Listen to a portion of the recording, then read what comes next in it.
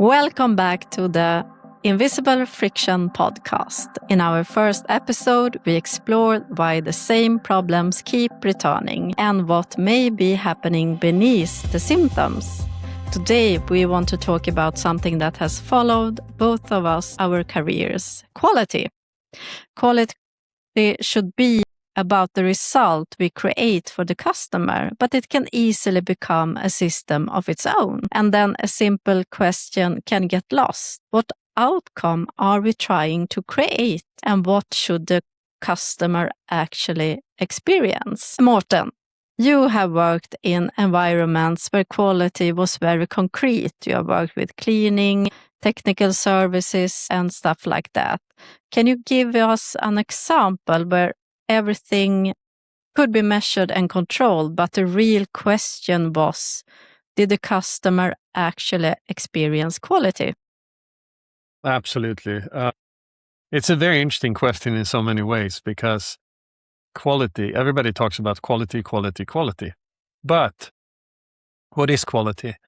And one example that comes to my mind right away is a situation when I was managing Hewlett Packard worldwide, all their real estate services. I wasn't hired by Hewlett Packard. I was hired by a service provider. And we were negotiating the contract. And we were sitting down in Houston, Texas, and we were looking at the contract and the scope of work. And the clients kept on saying that we needed to have in different areas X amount of cleaning staff.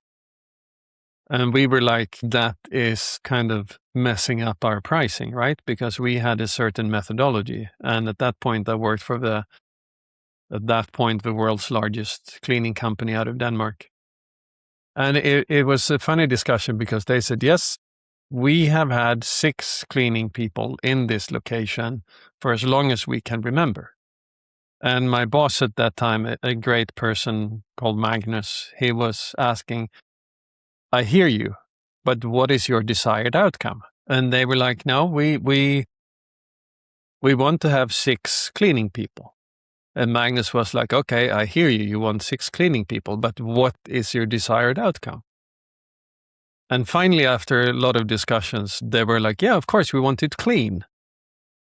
And we were like, okay, so does the equation of having 6 cleaning people equal quality cleaning? Or is it just that you're stuck in an old system that you need X amount of cleaning people for it to be clean? And they said, but that is what we are paying for.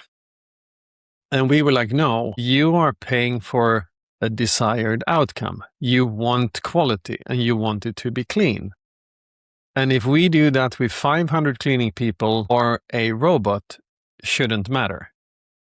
Because the quality that you're looking for and the desired outcome is a clean and healthy environment. Yeah, exactly. And another way of looking at quality that come to my mind is also how you deliver a decision or information or internal routine that you have to follow to the customer. Yeah.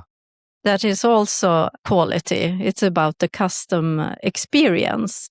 Exactly. Because I have had a lot of issues the last years with the bank that I have worked in before. And I guess it's the same at all the banks, because there are quite a lot of rules now. You need to answer a lot of questions to become a customer in a bank today. And well, it's a good purpose, but it differs so much in what bank person you meet. If it's someone that just ask the questions like, what are the money from? Who owns this company? All the questions that you can get, instead of just explaining.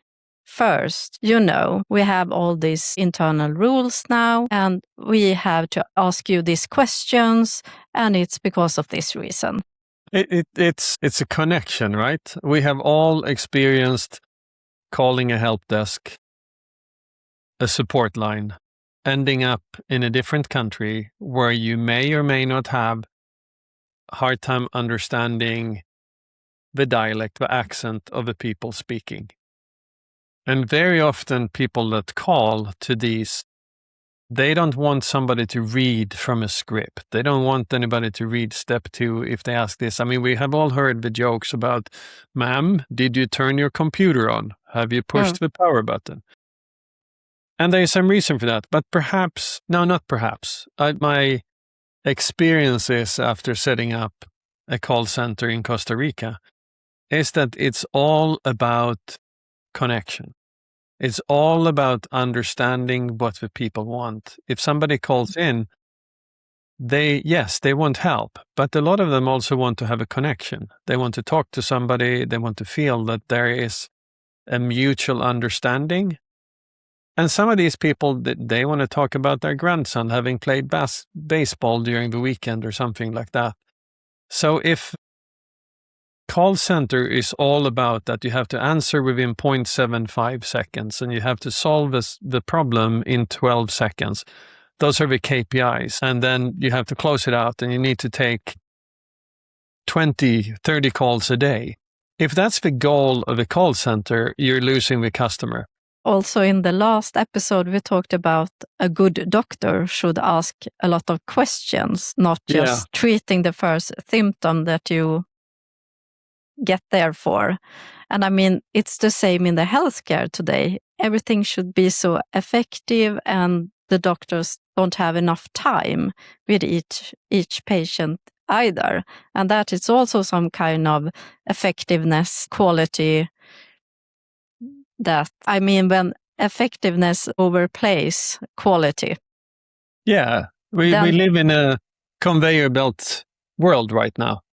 Yeah. Everything is, you have 20 minutes per patient and you have booked them back to back. And if you are not done with your patient in 20 minutes, then you have to send them out because there are 5 more standing outside waiting.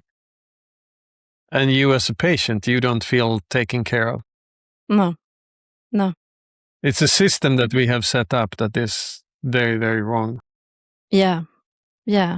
And I think here we also have a connection between quality and change management, the importance of explaining and together explore what is the meaning, what is the desired outcome of this. Yeah. Because we need to be very aligned with what should we deliver and what is quality in delivering that. Yeah. But I mean, from the beginning, all this quality system always starts with a good intention, like fewer errors, more consistency, safer work, better result for the customer. But then we usually, instead of having the conversation to get alignment about what and how and what is the value that we are going to create, we are adding procedures, controls, reporting, training, documentation, and then people use more time to follow all the rules and keeping up with all the new instructions, how they should do their work. And instead we have like a big, heavy system that we have to manage. Have you seen quality system that becomes more complicated than the working they were meant to support? No, never. I don't know what you're talking about. I mean, this is, pet peeve of mine because I understand that we need to have consistency, right? And I think when I worked for Sodexo, I always told my team, I invented the word consistify, that we needed to consistify, that we need to drive some kind of consistency in what we were doing. But there are so many traps. I don't know, trap is a good word for this, I think, because all of a sudden the processes, the procedures are overpowering and they become the key thing. So we have things like Six Sigma, we have ISO standards and all that. The idea behind it is fantastic. It's really good. But sometimes it becomes so big. One company I worked for, they had a special department where they delivered and developed processes, procedures, and standards and such. And it became, for the lack of a better comparison, the Bible. And nobody dared to do anything out that. So you forgot the customer because we had to follow the binders. there are cultural differences, there are different expectations, there are different ways we think, and one process doesn't fit everywhere. And I think that then becomes really, really hard. The people on the floor are not involved in the development, and all of a sudden they get something. This is what you need to do and what you need to follow. And they're like, wow, this is not at all how it works. Have these people ever been out doing this? Yeah. But then there's somebody and from it doesn't have headquarters. to, and it haven't to be like it's different countries. I mean, I have worked more local here in Sweden, but Yeah. even if I had one assignment, then it was like service houses, service home for elder people, and they were just houses. The locations were different, so they had to work in different ways. Yeah. And the employees had different competence, so they also needed to solve the tasks that they needed to do to provide good caretaking of the elder people in different ways. Yeah. And I mean, So- that's a very, very good example, because I think people don't think about it. They say, oh, we need to have a process for cleaning. Yeah, exactly. And it becomes overpowering for the people that are out there. And once again, I need to reiterate, I understand that there are certain processes and procedures for consistency and quality. But once again, the people that are developing these, are they asking themselves, what is quality? Are they asking the clients, what is quality? Because I think in some of these cases, these processes and procedures should be tailored for each customer. I've been sitting in sales meetings where we come with, we have a special person more or less carrying all the binders in and say, oh, look how good we are. We have developed all these processes and procedures. Mm. But it's like, yeah, none of those are applicable to what we are doing here. Sorry. No. But it has become some bragging right that we have a special team that are developing this. So I think we have lost out on the human factor. Exactly. One person that was really early with this was Jan Karlsson. Yes. With his work and his book Reverse Pyramid, where he really shifted the focus from hierarchy to procedures and focusing on the traveler's experience. Yeah. And that was the important thing, that every employee should solve whatever needed to be solved with the traveler's best in mind. Yeah. And I listened to his book just some months ago again. It's still fascinating. I think it must be 40 years since it was written now. Yeah. And he said that we should always think ourselves, how can we solve this in the best way for the traveler? We should also have routines in case you don't know how to do it. Yeah. But that's like the opposite. Exactly. Use the routines if you don't know how to do it. Otherwise, use your common sense. Yeah, use it as a fallback. Exactly. Yeah. And I just want to say real quick, for those who listen to this that don't know who Jan Karlsson is, he was the former CEO of Scandinavian Airlines and for many other companies as well. But I remember you have told me this before, and I think it's such an eye-opener that he told his people that think about the customer first. And if you end up in a situation where you don't know how to do it, then fall back on the processes and get support, not the other way around. Yeah, I actually remember now that I think it was previous this year, it was 40 years since he wrote this book. And then I saw the video of him. I mean, now he's 80 plus. And he said, he got the question, what do you want to say to leaders of today? And he said, love your employees. Create an environment where they feel loved, cared about, and it's okay to be human. I mean, now it's from my mind, but and what we see in reality is that we are going away from these kind of ideas. And then we are like back to this, what we talked about in the beginning with the mechanical system where I want to buy X amount hours of cleaning from you, Martin. Mm. That's the important thing. It's not about that we want to have clean offices for our employees and our customers. And this is also something that we talk a lot about, the mechanical way of looking at organization and looking at the organization as living systems. And in living systems, you don't have these manuals, these like hard things. You need to rely on the self-organization.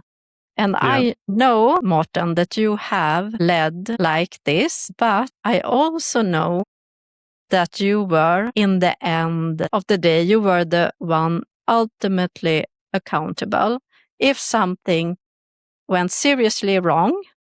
Because when you lead that your organization is a living system, you need to rely on your employees. You don't control them. No. But you could also be the one, you told me, that could be end up and having to answer for it in a court. Yeah. So how did you manage this? I mean, you could be the one sitting in court having to defend if something went wrong in one side, and I know that you wanted to lead like the organization was a living system. How did you handle that? It was, in a way, when I came aboard to one of these corporations where I realized that if something went really wrong, I could end up in prison. It was like, why on earth did I accept this job? I mean, it's not completely in my power, but I'm the ultimately responsible person together with my CEO. And yes, it made me nervous, but it also made me think. And there was an example back then that we talked about quite a bit. And it was like I think they were called the Peanut Corporation or something in America, where they had gotten salmonella into their peanut butter and several people died. And I can't remember if they were falsifying or hiding information or something like that, but something had gone wrong. And the CEO got 28 years in prison. The vice president got 20 years in prison. And the quality control manager, who was supposed to make sure that this wouldn't happen, she got 5 years in prison. And I'm like, wow, we serve 11 million meals every day in this company. How can I, make sure? So I had a phenomenal team. I had great people overall that I was working with and that were reporting to me. And we were talking a lot about how can we change this so people really understand what it is. And we had a lot of discussions regarding quality and trust and cross-training. But I think also I had some amazing colleagues up in Canada that said, but it's also about understanding. And we talked about this in the last episode as well. It's understanding why you're doing what you're doing and what the complications are if you don't do it right. Because very often that understanding is not there. And very often when the processes and procedures are too stringent, then the self-thinking disappears. Because then you just follow the manual. This is how you do it. And you don't question if the manual is right or wrong, or if this is applicable here, or if it makes sense or doesn't make sense. So being surrounded by incredible people in that organization and in my team, we developed, I think, the trust and the system where people really understood why they were doing what they're doing and what the implications were if they did not do that. And it had anything to do with, food being prepared safely and presented safely and served safely to people working safely. We needed to help people understand, why is it important to hold on to the handrail when you walk down the stairs? And why is it important to cook something to the right temperature to make sure? So you have to kind of give up control to gain consensus many times. I mean, you have to give it up to people understand, and you have to lead by example. You have to do it yourself. When you create a culture and environment where there's full understanding of this, then you get results. And I think thanks to the CEO that we have in US at that point, George Chevelle, and his leadership team, and we accomplished a whole lot of things by trusting people and gaining understanding, and my team being out there. It was funny because very often when I talked to my team in the beginning, they said, yeah, we're coming out and we're seen as the police. They're like, oh, here the safety people are coming again, and what are they going to punish us for today? We shifted that mindset completely among the team that were out working there, that they actually liked when our team came out, because they didn't come out to punish, they came out to help. Yeah.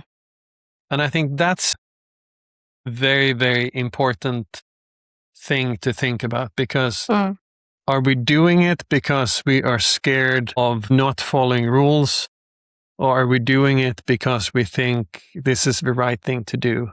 Yeah. And I think very many people stop using their own head when it comes to what is the right thing to do.